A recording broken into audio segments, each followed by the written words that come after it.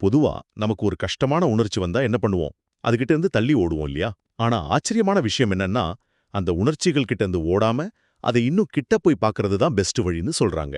முதலாவது ஒரு முரண்பாடான யோசனை. பதட்டம் மாதிரி ஒரு உணர்வு வரும்போது, அதோட சண்டை போடாதீங்க. அதுக்கு பதிலா சும்மா ஒரு ஆடியன்ஸ் மாதிரி அதை கவனிங்க. கண்ண மூடி, அந்த உணர்வு உங்க உடம்புல எங்க இருக்குன்னு கேளுங்க.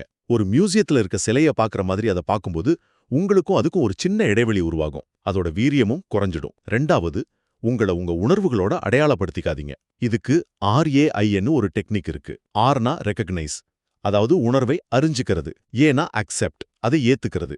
ஐனா இன்வெஸ்டிகேட், அது உடம்புல எப்படி இருக்குன்னு ஆராயறது. கடைசியா நான் ஐடென்டிஃபிகேஷன், அதாவது அந்த உணர்வு வேற, நான் வேறன்னு புரிஞ்சுக்கிறது. இது உங்கள அந்த உணர்விலிருந்து பிரிச்சுடும். கடைசியா கெட்ட பழக்கங்களோட சுழற்சியை உடைக்கிறது. இப்ப புகைப்பிடிக்கணும்னு ஒரு ஆசை வருதுன்னு வச்சுக்கோங்க.